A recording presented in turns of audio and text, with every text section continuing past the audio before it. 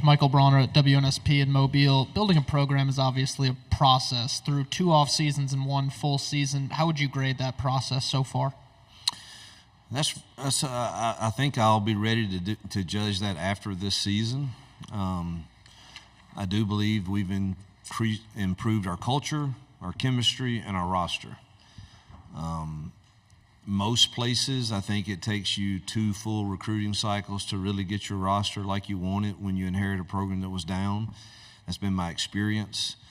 But I've also, every place we've been, I think we've seen improvement in year 2. And so I know that we're on the right track. We're recruiting at a high level, so is everybody else, but we're recruiting at a high level, and the standard and accountability and culture is getting better, and the chemistry is among the staff is better, which is breeding confidence into our players. So I think we're on the right track. But what does that mean in win-loss total this fall? I'm not sure yet. Left side, front row. Coach Freeze, Corey LeBounty, Mobile, Alabama, WNSP 105.5. Talk to us about the importance of the Mobile, Baldwin County recruiting area. I know Bryce Kane, Perry Thompson coming in on the offensive side of the football, but that I-10 corridor, especially Mobile, Baldwin County. Yeah, you're in our state, so you know that I'm very transparent. And prior to us arriving, we were getting our teeth kicked in down there. And we're changing that, and we have to.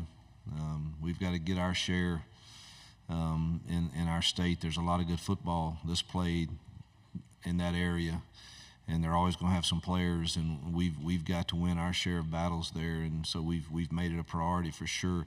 And let me say, I said this in the big room, and I don't know if y'all would listen to all that or not, and I hate to double talk or whatever, but I have never come early to a media day, ever.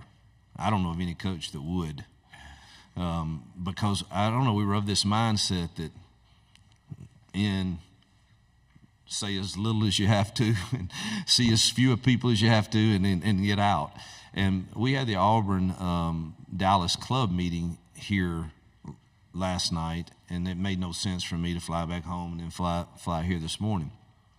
And so I came in a night early and really wasn't quite sure how that was going to go, but me and Lee Van Horn and our SID went to get something to eat, and dang, the first thing that happens, I have this group of people run up to me, and they were the Chamber of Commerce from Opelika, and they just won the national award, so congratulations to you guys. I hope that gets out somewhere. But then one by one, you media guys that saw us would come and visit with us and talk, and man, we sat there for 3 hours last night, and then I say, it's time for me to go to bed, and I come in, and then a group of Alabama media caught me out here, and we sat there and talked for another hour. And I just appreciated that. It was nothing about ball, or we told stories and recruiting stories and lake stories, fishing stories. It was Eric Church stories. It was, but anyway, I know y'all didn't come to hear that, but I do appreciate it. I know you have a job to do, and I get that. You got to tell us when we're screwing it up. But you know, last night for a period of 3 hours, it was kind of nice. Everybody was just human, and thank you for that. Left side, second row.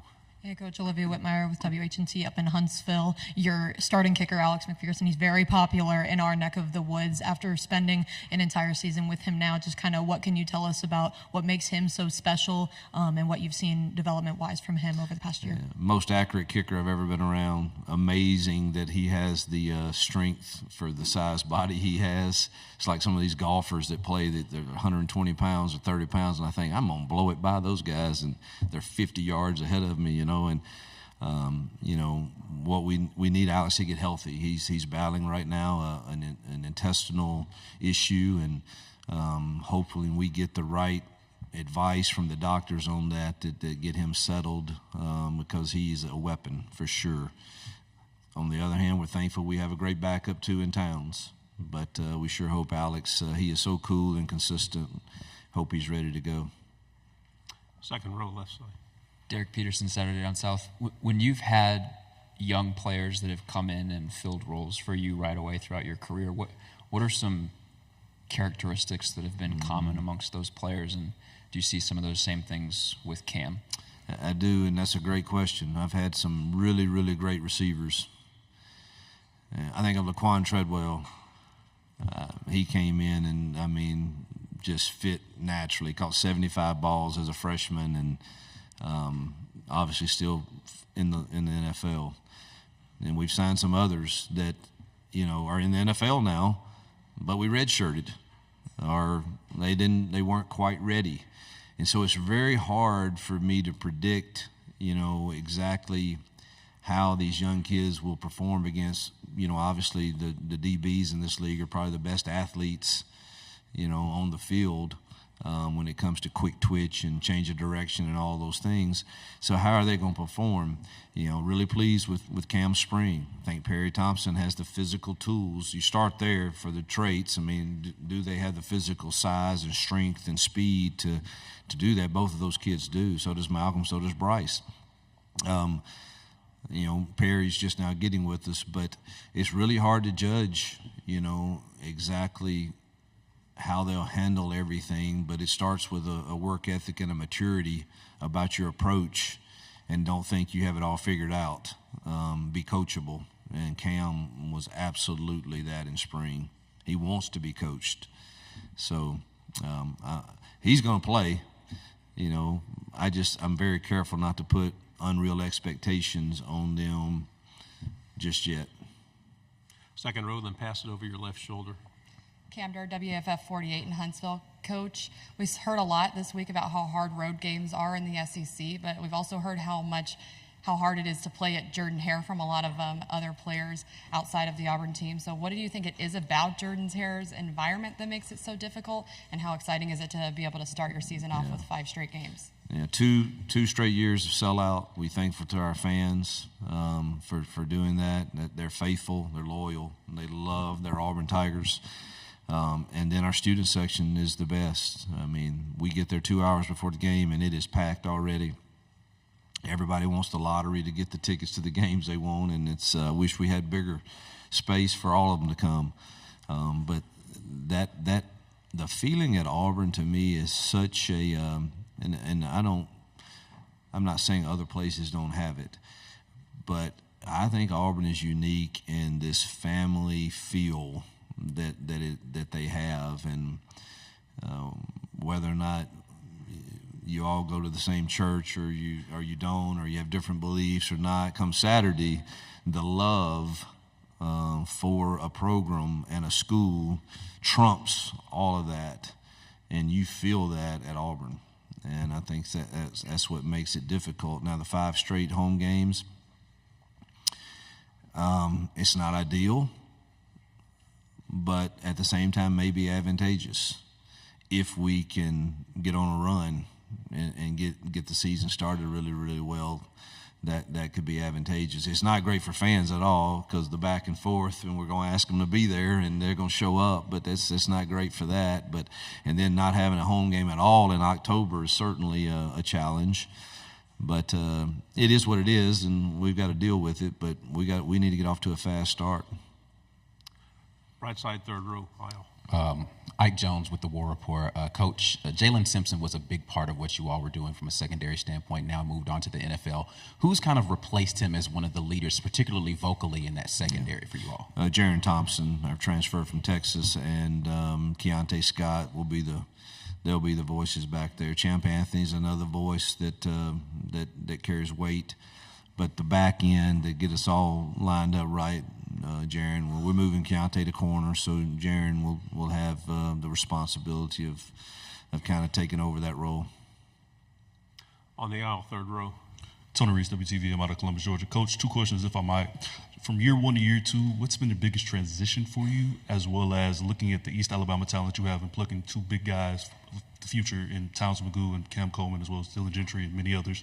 Just kind of, what does that mean for you to really pluck out of in your backyard, essentially? Well, we want to win the state in recruiting, so whether it's Mobile or whether it's in the Columbus area or Birmingham area, we want to win our share of battles in that state, in our state.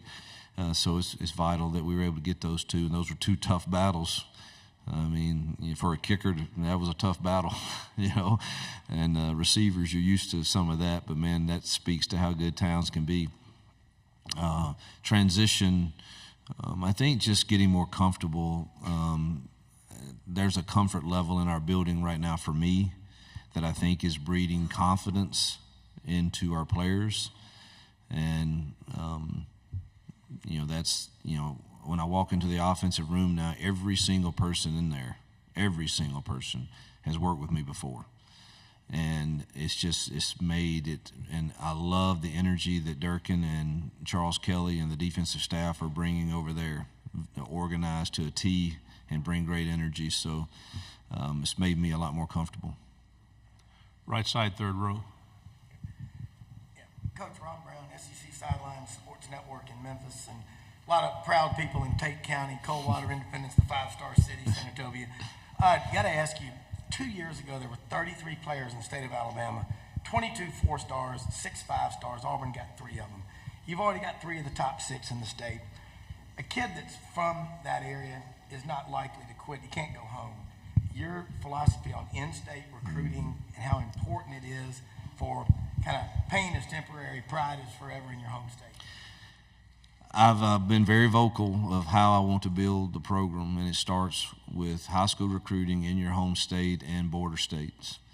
And I'm not big on getting on a plane and flying across the nation. And listen, I could be wrong. I don't know. I'm not certainly saying I have the blueprint to doing it, but I would love to build it from our border states and starting at home with high school kids. And hopefully talk them into staying with us and being developed. And, that's a challenge in today's time maybe, and maybe I have to rethink it. But certainly that is the way I'm most comfortable building a program. And it probably comes from what you mentioned at first, my roots in Tate County, Mississippi. And that's what I was taught. You do it through hard work, and you may not be perfect and you're going to fail and all that, but man, you do not quit, and you keep going, and you persevere, and you learn the lessons that are going to benefit you in life. And then relationships matter. I mean, we counted on each other on those dairy farms and in the fields. And if you're supposed to be the dang plow guy, then plow, and then the plant guy can do his job. But I don't know, is that still work today? We're going to find out and see, but that's certainly where I'm most comfortable. Final question, back row left. Dan Peck, ESPN 106.7 in Auburn. Coach, what have you seen out of Peyton Thorne that gives you confidence he's the quarterback that can help you win in 2024? Again, I think it's 2 things. 3 things. I've seen him play at a high level at a Power 5 school. 2, I think in year 2 with us and him sensing the chemistry in the offensive staff room has bred confidence in him. But probably most importantly, I think he feels like if he's supposed to take a 3-step drop right now from the shotgun and throw a curl route, I think he feels confident that he has guys that can win. And when you're not confident on that they can win at the top end, you become really, really hesitant. And your throw's late, or it doesn't go off at all, and now the pressure comes. And those 3 things to me are the reason I'm optimistic for him in year 2. Coach, thank you very much. Yep, thank you.